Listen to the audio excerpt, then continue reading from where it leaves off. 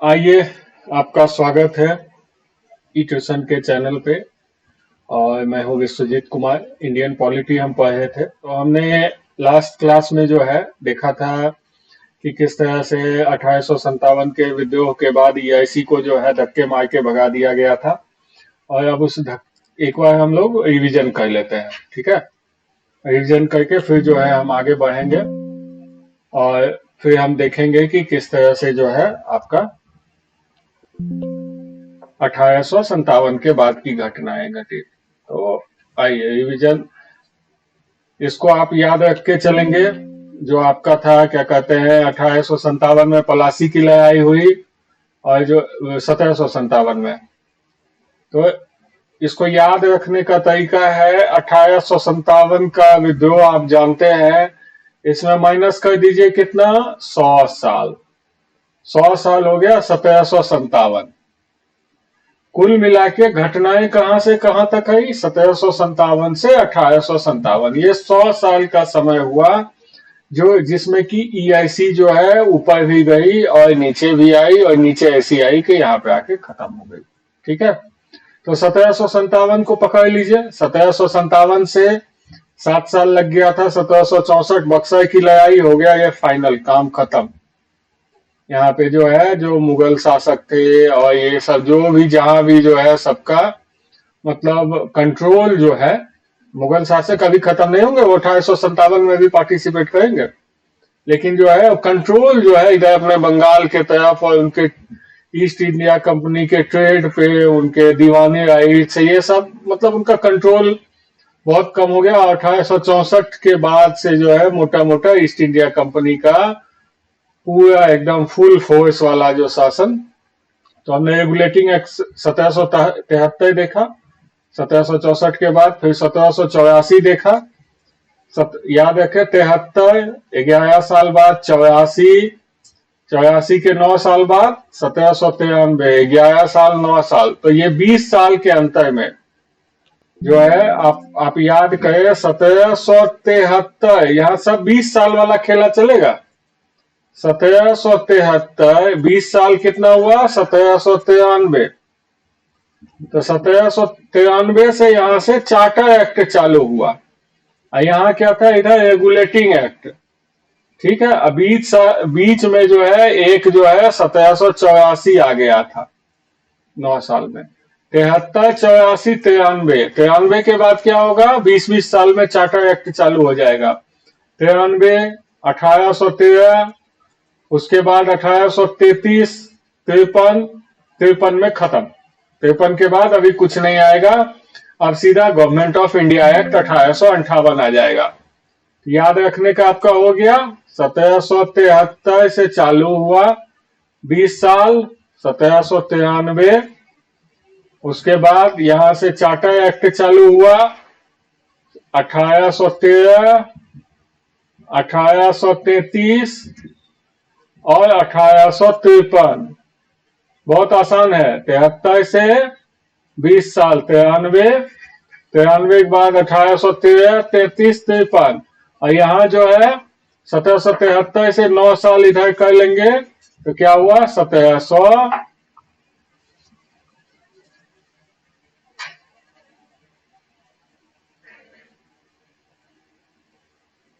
1784 वाला याद रखेंगे।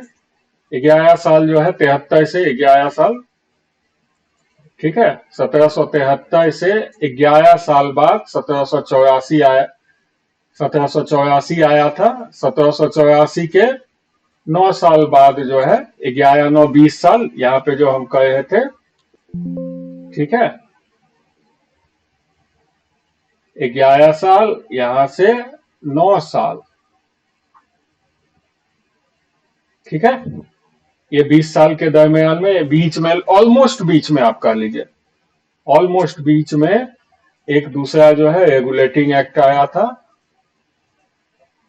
फिर यहां से इधर से चार्टर एक्ट चालू हो गया। चलिए अब आगे बढ़ते हैं। अब आगे का हम लोग देखते हैं कि किस तरह से आगे और भी 1858 के बाद एक्ट आए। अब जो है 1858 से क्या हुआ था, 1858 से क्राउन को चला गया था रूलिंग किसकी हो गई थी? क्राउन की हो गई थी। तो अब आया इंडियन काउंसिल्स एक्ट। अब इंडियन काउंसिल कहां बनी थी? इंडियन काउंसिल जो बनना था वो हमने ऑलरेडी देख लिया था कि यहाँ 1853 में इंडियन लेजिस्लेटिव काउंसिल बन गया था। चार्टर एक्ट 1853 का जो आया था, इंडियन लेजिस्लेटिव काउंसिल बन गया था, जिसके 6 मेंबर थे। और इसको क्या बोलते हैं? स्मॉल पार्लियामेंट, 6 मेंबर वाला पार्लियामेंट। तो यहाँ पे जो है जब काउंसिल एक्ट आया तो काउंसिल एक्ट का मेन टारगेट था उनको रेगुलेट करना और beginning of representative institution. Representative आज जैसे कैसे आप एमपी चुनते हैं, एमएलए चुनते हैं, मे भी हो सकता है बहुत लोगों को अभी वोटिंग राइट्स ना हो, और लेकिन एग्जाम देने वाले जितने लोग हैं मुझे तो लगता है बहुत को वोटिंग राइट्स होगा, तो वो वोट डाले होंगे। अगर आपने वोट डाला है तो आप जानते हैं कैसे, तो इन्हीं को रिप्रेजेंटेटिव का मतलब हुआ आपके प्रत्याशी जो आपको रिप्रेजेंट करते हैं सरकार में, तो वो रिप्रेजेंटेटिव इंस्टीट्यूशन चालू हुआ और जो है इंडियन को जो है उसमें शामिल किया गया। और लॉ मेकिंग प्रोसेस क्या है? लेजिस्लेटिव। लेजिस्लेटिव जो काम है, लेजिस्लेटिव वर्क में भी इंडियन को शामिल किया गया। ठीक है। उसके बाद जो है, जो आप एक हमने देखा था कि पहले जो है एक सेंट्रलाइज्ड पावर बन रहा था। ठीक है, कंपनी रूल का जो सेंट्रलाइज्ड पावर बना था, जिसमें कि जो है बंगाल के गवर्नर को सारे पावर दे दिए गए थे, उसको जो है, ठीक है, उसको धीरे धीरे जो है खत्म, एकदम बिल्कुल भी जो है उल्टा कर दिया। क्या किया? उल्टा कर दिया, उसको खत्म किया। ठीक है। और पावर को जो है लेजिस्लेटिव को भी दिया गया। सब ये पावर का काउंसिल एक्ट जो 1861 है, ये क्या है? पावर का डिस्ट्रीब्यूशन था, पावर डिस्ट्रीब्यूशन। ठीक है। तो यही इंपॉर्टेंस है इसका। आगे का एक्ट देखते हैं। आगे धीरे धीरे एक्ट और इम्पोर्टेंट का है कि धीरे धीरे हम लोग बढ़ते चले जाएंगे अपनी स्वतंत्रता के संग्राम में, आगे बढ़ते जाएंगे। तो जैसे जैसे आगे बढ़ते जाएंगे, स्वतंत्रता का संग्राम जो हमारा है और भी होता गया था, मतलब गंभीर होता गया था। लोगों ने जो है, जितने स्वतंत्रता सेनानी हमारे थे, उनका बस एक ही था कि हमारे देश को किसी भी तरह आजाद करवाना है। आइए अब देखते हैं काउंसिल एक्ट 1892। यहाँ पे ध्यान दीजिए, ये 61 में आया। सबसे पहले 1858 का आया। ठीक है, 1858 आया। ये सब इस समय तो आपको याद है 57 के विद्रोह के बाद जो है, 1857 के विद्रोह के बाद, सिपाही विद्रोह के बाद 58 में आया। उसके बाद 58 के बाद जो है काउंसिल एक्ट आया। काउंसिल एक्ट जो है, काउंसिल एक्ट जो है ये आया। उसके बाद काउंसिल एक्ट लिखते हैं, वो सीए लिखने से वो चार्टर एक्ट जैसा लगेगा, इसलिए काउंसिल एक्ट लिखते हैं। ये आया 1861 में। तो उसके बाद इमीडिएट, क्या है कि 58 में तो बस कंट्रोल लिया था, ईआईसी को भगाया था, कंट्रोल लिया था, लेकिन जो सरकार से संबंधित थी वो सारी चीजें तो अभी लानी थी ना एक्ट में। तो आप देखिए कि मात्र 3 साल बाद जो है ये एक्ट आ गया था। ठीक है। आप जरूरत के हिसाब से देखें, 1861 के बाद जो है अब आ गया 1892।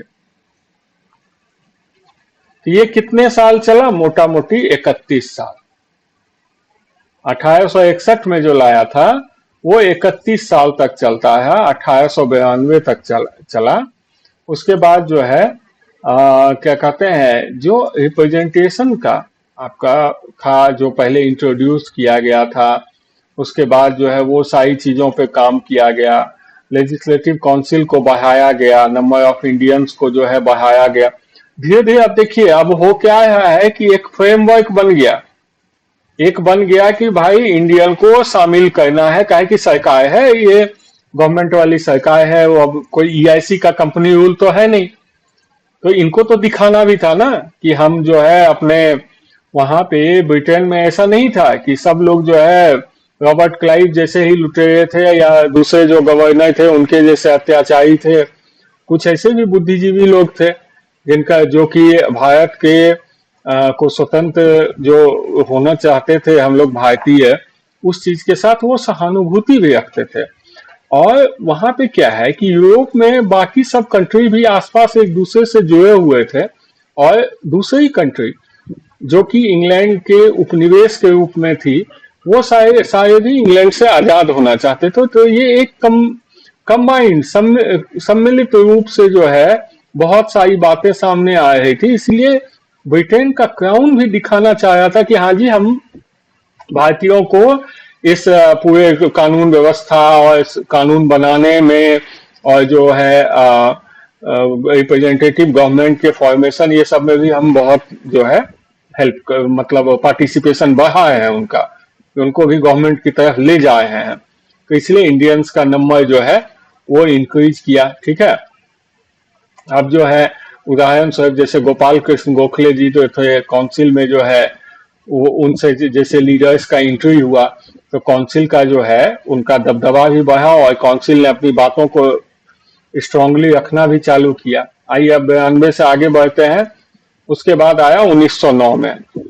ठीक है, 1909 में जो है इसका जो है बहुत बड़ा इंपॉर्टेंस है 1909 में। तो 1892 में पहले हम देखें, ये देखिए आपका 61 के बाद 31 साल बाद 92 में आया। ठीक है, 92 के बाद जो है कितना हुआ है, मोटा मोटी 17 साल। 17 साल में ही मात्र, पहले 31 साल चला। ठीक है, 1861 था, 61 से 31 साल चला, 31 साल के बाद यहाँ आ गया 17 साल। ऐसा क्यों हो गया, ये 17 साल में ही लाने की क्यों जरूरत पड़ी? ठीक है, क्योंकि बढ़ते दबाव के कारण भारतीयों का जो है, जब काउंसिल में भारतीयों की संख्या बढ़ी तो उनकी बातें भी ऊपर आने लगी, बातें ऊपर आने लगी तो दबाव भी बढ़ा, दबाव बढ़ा तो काउंसिल एक्ट 1909 भी आया। ठीक है, इसको मिंटो मॉयले जो है रिफॉर्म बोलते हैं। ठीक है, और इस रिफॉर्म ने गंध मचा दी।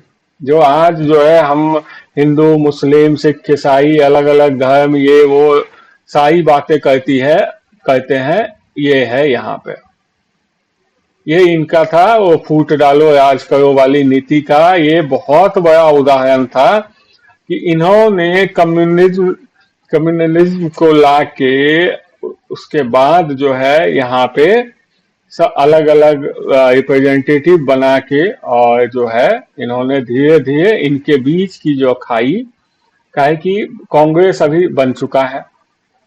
ठीक है, इस समय तक कांग्रेस आ चुकी है। कांग्रेस आने के बाद अलग अलग जो है उसमें पूरे भारत से लोग जुड़े हुए थे। ठीक, और उसके बाद जो है वहां पे इनको ये सबसे बड़ा जरूरी हो गया कि हिंदू मुस्लिम को किसी तरह अलग किया जाए, उनको अलग करेंगे, उनकी एकता को तोड़ेंगे तभी हम शासन कर पाएंगे। तो फूट डालो वाली उनकी नीति चालू हो गई, और इन्हीं लॉर्ड मिंटो, इनको ही कहा गया communal electorate, father of communal electorate. धर्म के हिसाब से जो इलेक्टोरेट, जो आपके इलेक्शन होते हैं, उसका फादर किसको कहा गया?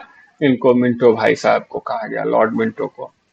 ठीक है, अब 1909 के बाद 10 साल बाद ही आएगा 1919। ये बहुत इंपॉर्टेंट है, इसके पीछे वाले से जो है कम ही क्वेश्चन आते हैं, बट 1919 के बाद इंपॉर्टेंट हो जाता है। काहे कि 1919 को जो है ना, इसको एक तरह से कहा गया मिनी कॉन्स्टिट्यूशन, क्या कहिएगा आप, कह लीजिए सीड ऑफ कॉन्स्टिट्यूशन, कॉन्स्टिट्यूशन का बीज, सीड ऑफ कॉन्स्टिट्यूशन। ठीक है, यहीं से कॉन्स्टिट्यूशन का बीजारोपण हुआ। और यहाँ पे जो है एक चीज और याद रख के चलें कि आज जो हम कॉन्स्टिट्यूशन में प्रीएम्बल पढ़ते हैं, तो इसका तो प्रीएम्बल अलग था, लेकिन यहां भी उस प्रीएम्बल को डाला गया था। तो कॉन्स्टिट्यूशन का प्रीएम्बल जो है कॉन्स्टिट्यूशन को एक रूप देता है, वो बताता है कि हमारे कॉन्स्टिट्यूशन का क्या काम है, क्यों बनाए हैं। ठीक है, तो इसको देखते हैं 1919 वाले जो गवर्नमेंट ऑफ इंडिया एक्ट आया था, इसमें क्या क्या चीज था। तो ये देखिए एडविन मॉन्टेग्यू, ये याद रख के चलिएगा। मॉन्टेग्यू जो है इनके ही रिकमेंडेशन पे जो है मॉन्टेग्यू एंड क्लेम्सफोर्ड जो secretary of state of India थे, ठीक है,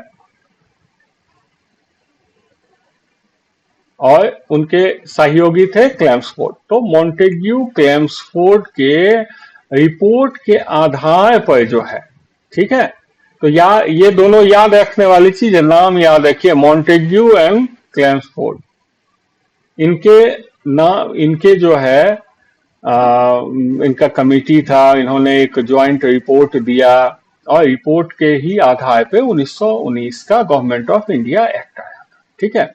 तो अब एक्ट बोल क्या रहा था, ठीक, बोल रहा था कि एक कंप्लीट रेस्पॉन्सिबल गवर्नमेंट जो है यहाँ पे इंडिया में बनाया जाए, ठीक है, और इलेक्शन के साथ, यहाँ पे इलेक्शन भी होगा, और जो है इसके कारण से जो है बाद में धीरे जाके 1937 में इलेक्शन वगैरह भी हुआ था, तो यहाँ पे इलेक्शन का भी प्रोविजन बनाया गया, एक पूरा गवर्नमेंट का बनाया गया कि गवर्नमेंट बनेगी जो कि पूरी की पूरी तरह से रेस्पॉन्सिबल होगी, ठीक है, और अपने जो कॉन्स्टिट्यूशन का फ्रेमवर्क है वो यहाँ से 1919 वाले से लिया गया है, ठीक है, इसीलिए इसको कहा जाता है मिनी कॉन्स्टिट्यूशन। याद रखें, 1935 वाले से कंफ्यूज ना करें। 1935 में जो गवर्नमेंट ऑफ इंडिया एक्ट आएगा वो कॉन्स्टिट्यूशन का बहुत बड़ा पार्ट बनेगा अपने कॉन्स्टिट्यूशन का, लेकिन मिनी कॉन्स्टिट्यूशन 1919 वाले को बोला गया, ठीक है, ये छोटा था, प्रिसाइज था, इसका जो फ्रेमवर्क है इसको उठाया गया अपने कॉन्स्टिट्यूशन को बनाने के लिए। क्या कि 35 वाले में देखिएगा, 35 वाले में बहुत सारा चीज डिस्कनेक्ट आएगा, और 35 वाले का विरोध भी बहुत जोर शोर से होगा 35 वाले का, ठीक है। तो उसके बाद जो है हुआ, अब जो है 1919 के बाद क्या होगा, ध्यान रखिए, एक आया 1909 में, ठीक है, यहां बहुत, इससे आप याद रख सकते हैं, यहां से 10 साल बाद का प्लान पहले से ही था कि 10 साल बाद रिव्यू करके फिर लाएंगे, तो 9 के बाद 1919 में आया। अब 1919 के बाद 1929 में जो रिव्यू होना था, अभी रिव्यू होना है तब उसके बाद बनेगा, 1929 में जो रिव्यू होना था, इसी के लिए ये आए भाई साहब साइमन कमीशन। तो साइमन कमीशन के बारे में हमने पढ़ा है कि उसने कितना कांड हुआ था, साइमन कमीशन में जो है आने से कितना विद्रोह हुआ था, बहुत सारे लोग प्रोमिनेंट लीडर्स मारे गए थे, सब कुछ। लेकिन मैं आज आपको बताता हूं कि इसमें एक ही मात्र पूरे साइमन कमीशन वाली घटनाक्रम में एक अच्छी बात थी, ये आदमी क्लेमेंट एटली, ये जो है ये लेबर पार्टी के थे और बाद में जो है प्राइम मिनिस्टर बने, आपके ब्रिटेन के प्राइम मिनिस्टर ये बने, और ये इंडिया के पूर्ण स्वराज्य को लेके सबसे ज्यादा सपोर्टिव आदमी यही थे, क्लेमेंट एटली, ठीक है। तो इस चीज को हम याद रख के चलेंगे कि बस एक ही था कुल सारी घटना में, मात्र यही एक पॉजिटिव था, बाकी तो इतनी घटनाएं घटी, और अंग्रेजों के एट्रोसिटीज की कहानी तो हम जानते ही हैं। तो अब देखिए 10 साल बाद साइमन कमीशन क्या आया था, रिव्यू करने के लिए आया था, ठीक है, रिव्यू करने आया। तो साइमन कमीशन अपना रिपोर्ट बना रहा था। अब उससे पहले साइमन कमीशन अपना रिपोर्ट बनाता, ये साइमन कमीशन 29 में नहीं, 29 से पहले ही पहुंच गया था। तब तक सितंबर 1928 में जो है मोतीलाल नेहरू ने नेहरू रिपोर्ट बनाया। इसको आप जो है अगर क्वेश्चन पूछ दे कि नेहरू रिपोर्ट किसने पब्लिश किया था, तो नेहरू रिपोर्ट आप जवाहरलाल नेहरू ना कंफ्यूज कर जाएं, ये थे मोतीलाल नेहरू। और आगे भी हम देखेंगे कि किस तरह से 1928 में मोतीलाल नेहरू की क्या एक्टिविटीज थी कॉन्स्टिट्यूशन को लेके, ठीक है।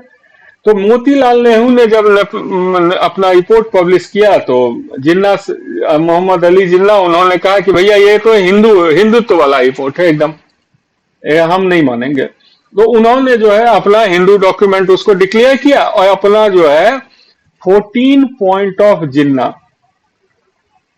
ये जो है ये इन्होंने अलग से पब्लिश किया। और अंग्रेजों ने जो 1935 वाले में ऑलमोस्ट इसके सारे पॉइंट डाले, क्या कि वो तो चाहते थे कि भैया ये सब अब दया को, हल्की सी दया दिख रही है हमें, अब उस दया को चौड़ा करना है किसी तरह। और मोहम्मद अली जिन्ना जो है इस चीज को लेके मतलब एकदम अंग्रेज उनको मदद किए जा रहे थे कि किसी तरह अलग करो अलग करो अलग करो। मोहम्मद अली जिन्ना को लग रहा था कि नहीं जी, अंग्रेज ही हमारी मदद कर रहे हैं। ठीक है, तो याद रखें मोतीलाल नेहरू ने 28 में क्या किया था, नेहरू रिपोर्ट। अली जिन्ना जी ने किया था 14 पॉइंट ऑफ जिन्ना, जो कि 1935 में आया। अब यही 28 के बाद जो है 26 जनवरी 1930 को रावी नदी के तट पे पूर्ण स्वराज की घोषणा की गई थी। और यही तारीख जो है बाद में हमने यूज किया अपना संविधान को लागू करने के लिए, 26 जनवरी। ठीक है, चलिए अब आगे बढ़ते हैं। 1935 का एक्ट देखते हैं। 1935 का एक्ट बहुत बड़ा था। 1935 का एक्ट लगभग एकदम कॉन्स्टिट्यूशन के बराबर ही था, इसलिए ये कह लीजिए मेगा कॉन्स्टिट्यूशन था, ये मिनी नहीं था। मिनी 1919 वाले को ही मिनी बोलते हैं। क्वेश्चन आए 1900 मिनी कौन सा था, तो ये 35 ना कर लें, 1919 करके चले। ठीक है, 1919 था मिनी, और ये भाई साहब थे मेगा। तो ये क्वेश्चन तो पूछता नहीं है कि मेगा कॉन्स्टिट्यूशन कौन था, इसलिए आप इस सब चक्कर में ना पड़े, ये बस कहने वाली बात है। 1935 का आया, इसमें 321 सेक्शन थे और 10 शेड्यूल। ठीक है, समझ सकते हैं कितना बड़ा था ये अपने आप में। अब इसका क्या असर क्या पड़ा, बर्मा ब्रिटिश इंडिया से इसको अलग कर दिया गया 1 अप्रैल 1937 से। ठीक है, बर्मा को अलग बना दिया गया। रिजर्व बैंक ऑफ इंडिया की स्थापना हुई। Public service commission, federal public service commission वगैरह जो है यहीं से चालू हुआ। प्रोविंशियल भी चालू हुआ, फेडरल भी चालू हुआ। आप समझ सकते हैं ना फेडरल का मतलब क्या है, ये जो अपना अभी यूपीएससी है जो सेंट्रल लेवल पे होता है। प्रोविंशियल जो है अपना स्टेट पीएससी जो हुआ। ठीक है, और ये सारे के सारे चीजें इन्होंने स्टार्ट की। ठीक है, फेडरल कोर्ट 1937 में बन गया, बाद में जो जाके क्या बन जाएगा, सुप्रीम कोर्ट। उसके बाद बाइकैमरलिज्म जो है, डुअल गवर्नमेंट आप जानते हैं ना, लोकसभा राज्यसभा वाला 2 हाउस जहां पे होते हैं, वो 6 प्रोविंस में, बम्बई, मद्रास, बंगाल, बिहार, आसाम और यूनाइटेड प्रोविंस में, ये 11 प्रोविंस में से 6 में से ये चालू किया गया राज्यसभा लोकसभा वाला। ठीक है, उसके बाद टारगेट क्या था कि रेस्पॉन्सिबल गवर्नमेंट बने प्रोविंशियल लेवल पे। ठीक है, नेशनल लेवल पे नहीं, प्रोविंशियल लेवल पे। नेशनल लेवल पे अभी भी कंट्रोल चाहते थे। और जो है, जो इंडियन कम्युनिटी को जो है वो रिप्रेजेंट करे, इंडियन कम्युनिटी की तरफ उनका रेस्पॉन्सिबिलिटी हो, लंदन के तरफ उनका रेस्पॉन्सिबिलिटी नहीं हो। ठीक है, उन्होंने इस तरह का उपाय बताया जिससे कि प्रोविंशियल लेवल पे जो है अपना लोकल लेवल पे पार्टिसिपेशन बढ़े, गवर्नमेंट उनका ध्यान रख सके। ठीक है, और कुल मिलाकर उनका कहना था दोष देने के लिए कोई चाहिए, उनको चाहिए था कंधा। मतलब कंट्रोल तो बहुत सारा वो अपने पास रखे हुए थे, लेकिन यहाँ पे क्या होगा कि प्रोविंशियल में आपके लोकल हैं, आप ही के चुने हुए नेता हैं, तो शायद आप आम आदमी हल्ला कम करे, और जो है बम गोली कम होए, असहयोग आंदोलन कम हो। ठीक है, इसलिए लोकल लेवल पे उन्होंने कहा कि भैया अपना सरकार जो है आपकी जिम्मेदारी है। उसके बाद इंडियन, ये जैसे मैंने बताया कि अपना जो है इंडियन कॉन्स्टिट्यूशन का बहुत सारा इसी से आता है, पार्ट बहुत सारा फॉर्म करता है। 37 में इलेक्शन हुआ और जो है उसमें बहुत सारे मैक्सिमम सीट जो है कांग्रेस ने ही जीता। उसके बाद जो है इसमें प्रीएम्बल था नहीं, पहले ही मैंने बताया 19 वाले में प्रीएम्बल था, और उसके बाद 19 का प्रीएम्बल देखिए पढ़िए थोड़ा सा। The gradual development of self governing institute, मतलब सिलसिलेवार क्रमिक विकास जो है, सेल्फ गवर्निंग अपना स्वराज्य का जो कहते हैं, स्वराज्य इंस्टीट्यूशन का क्रमिक विकास, with the view to the progressive realisation of responsible government, मतलब कि पूरा कंप्लीट फुल फ्लेज्ड जिम्मेदार सरकार बनाने की तरफ जो है आगे बढ़ता कदम, और India as a integral part of the British Empire, मतलब कि है तो इंडिया ब्रिटिश एम्पायर का इंटीग्रल पार्ट ही, और इसमें कदम आप बढ़ाइए अपना गवर्नमेंट, और लेकिन पार्ट रहेगा। कुल मिला के ये 1919 वाले में एटलीस्ट वो ट्राई कर रहे थे कि इंडिया अपने तरीके से अपना जो है सरकार बनाए और ब्रिटेन के ही अंदर रहे। लेकिन 1935 में ये प्रियम्बल गायब कर दिया। तो 1935 वाला जो कहा गया कि ये तो लग रहा है कि सर पे चिपकाने वाली बात है भाई, जबरदस्ती चिपका दिया। और देखिए अब कुछ इंपॉर्टेंट चीज हम देखते हैं, और वो इंपॉर्टेंट चीज है कि 1935 के ही अगले अगले कुछ हिस्सों को हम देखते हैं। ठीक है, गवर्नमेंट ऑफ इंडिया एक्ट 1935 में और भी चीजें जो थी, अब देखते हैं कि इसमें कमियां क्या क्या थी। No bill of rights, Nehru, जो मोतीलाल नेहरू जी ने अपना रिपोर्ट दिया था, नेहरू रिपोर्ट, याद रखिएगा जवाहरलाल नेहरू नहीं है, मोतीलाल जी हैं, बड़े नेहरू हैं। ठीक है, तो मोतीलाल जी जो है उन्होंने जब नेहरू रिपोर्ट में लिखा था, तो उन्होंने बिल ऑफ राइट्स, ये हमारा जिसको क्या अधिकार, क्या है मौलिक अधिकार हमारा क्या होगा, इस चीज को उन्होंने बड़ा क्लियरली मेंशन किया था। लेकिन इसमें कुछ नहीं 1935 वाले में नहीं दिया गया। एक्सेसिव सेफ गार्ड, इन्होंने वायसराय साहब के हाथ में ये फेल हो जाए, ये फेल हो जाए, ये मतलब इतना पावर दे रखा था कि इनको जो है वायसराय को सुपरमैन बना दिया, इनको सुपरमैन बना दिया एकदम। तो इस तरह से पावर जो है, बोला कि भाई प्रोविंशियल में चुन लो अपना सेल्फ गवर्नमेंट, बहुत अच्छा स्वराज एकदम देंगे, ये कहेंगे वो कहेंगे सब कहेंगे। लेकिन कुल मिला के जितना सेफ गार्ड इन्होंने इंप्लीमेंट किया, इतना सेफ गार्ड इंप्लीमेंट किया कि वायसराय जी बन गए सुपरमैन। तो अब उसके बाद जो है नेहरू जी ने इसे क्या कहा, तो ये कौन, ये नेहरू जी हैं अपने जवाहरलाल नेहरू जी, ये मोतीलाल नेहरू जी नहीं है, ये है जवाहरलाल नेहरू जी। इन्होंने कहा कि भैया ये है एक मशीन जिसमें कि बहुत सारे ब्रेक हैं एकदम, लेकिन इंजन नहीं है। मशीन बना दिए बिना इंजन के, ब्रेक मारते चलो एकदम। तो ये इस तरह से इन्होंने एक बेहतरीन कमेंट डाला है कि इंजन तो है ही नहीं, लेकिन ब्रेक बहुत सारे हैं।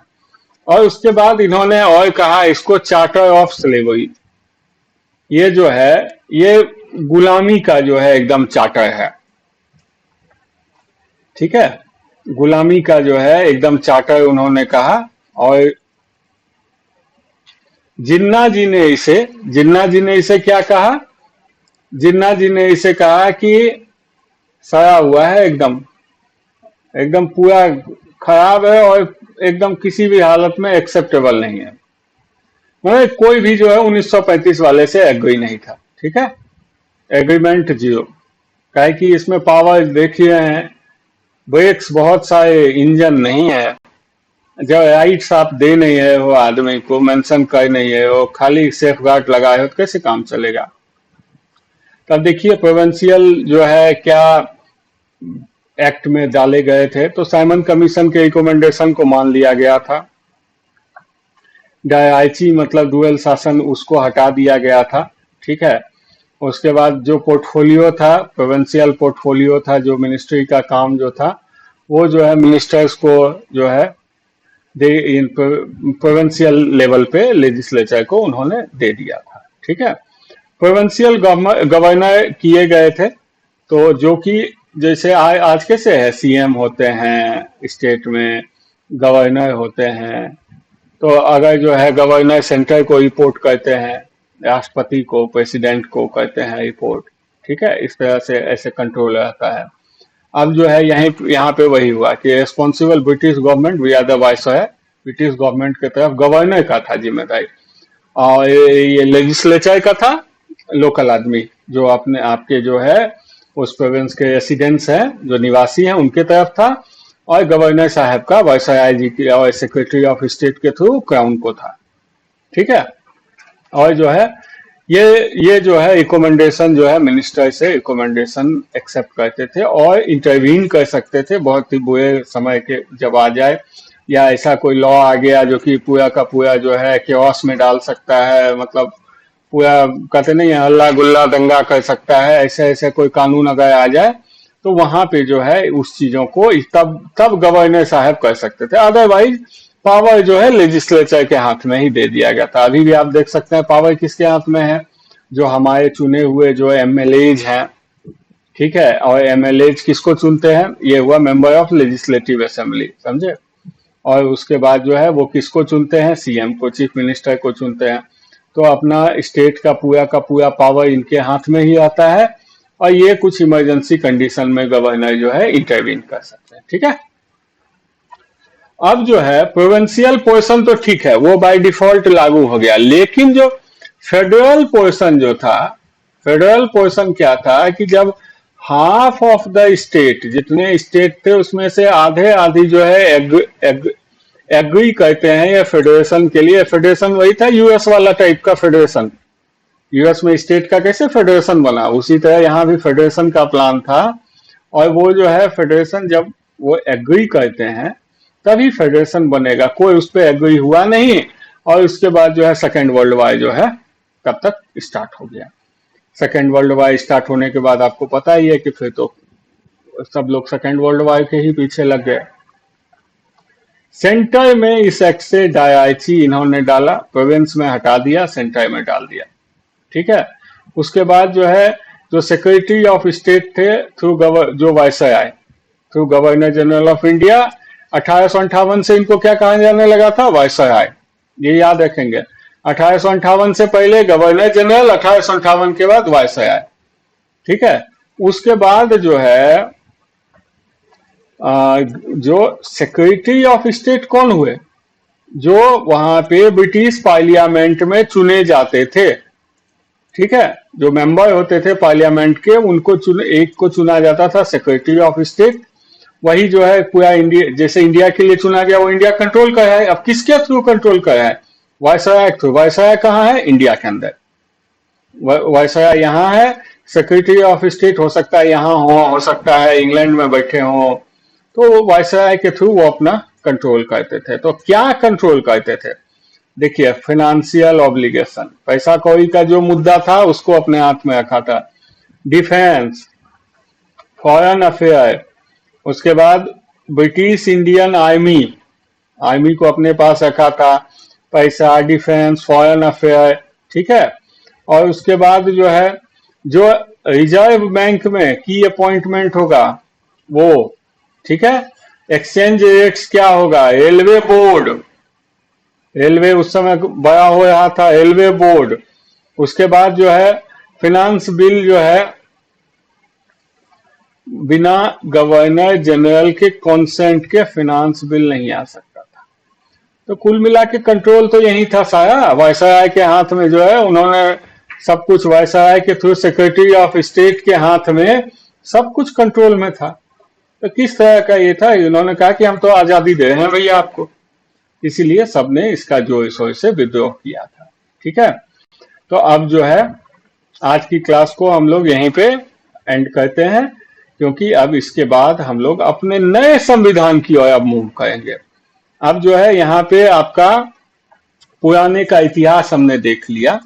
अब देखेंगे ऐसी घटनाएं जिससे कि हम जहां हम नए संविधान की बात करेंगे। ये पुराने सब की आप बात नहीं करेंगे, अब नए की बात करेंगे। किसने क्या कहा, किसने कहा कि हाँ संविधान चाहिए, किसने कहा कि हम ऐसे बनाएंगे, किसने उस पर जोर डाला, किसने संविधान बनाने में मदद की, कौन उसके हिस्से थे, ये सारी चीजों पे हम डिस्कस करेंगे। तो ठीक है, आज के लिए जो है इस क्लास को क्लोज करेंगे, लेकिन जाने से पहले मैं आपसे रिक्वेस्ट करूंगा कि इस वीडियो को शेयर करें, लाइक करें, और हमारे चैनल को जो है जो ई ट्यूशन का प्लेटफॉर्म है उसको आप सब्सक्राइब करें, बेल का आइकन भी दबाएं, जो कि नए वीडियो आने पे आपको अलर्ट भी जाएंगे। और ई ट्यूशन की अपने वेबसाइट, जो कि लिंक में भी आपको डाला हुआ रहता है, उस वेबसाइट पर जब आप जाएंगे तो बहुत सारे टीचर आपको मिलेंगे। आप उन टीचर्स में से सेलेक्ट कर सकते हैं कि किनका पढ़ाने का ढंग शैली आपको अच्छी लगी, कौन आपको बेहतर समझा पाए हैं, और वहां पे जाके आप ट्यूशन क्लासेस ले सकते हैं। मैंने बहुत सारे लोगों को चैलेंज ये देखा है कि बच्चे के लिए जो है कहाँ से लोकल में ट्यूशन नहीं, टीचर नहीं मिल रहे हैं, जो कोई अच्छे टीचर हैं उनके पास टाइम नहीं, स्लॉट नहीं दे पाए हैं स्कूल के हिसाब से। बहुत सारी दिक्कतें होती है, कहीं दो चार टीचर ही लोकेलिटी में होते हैं।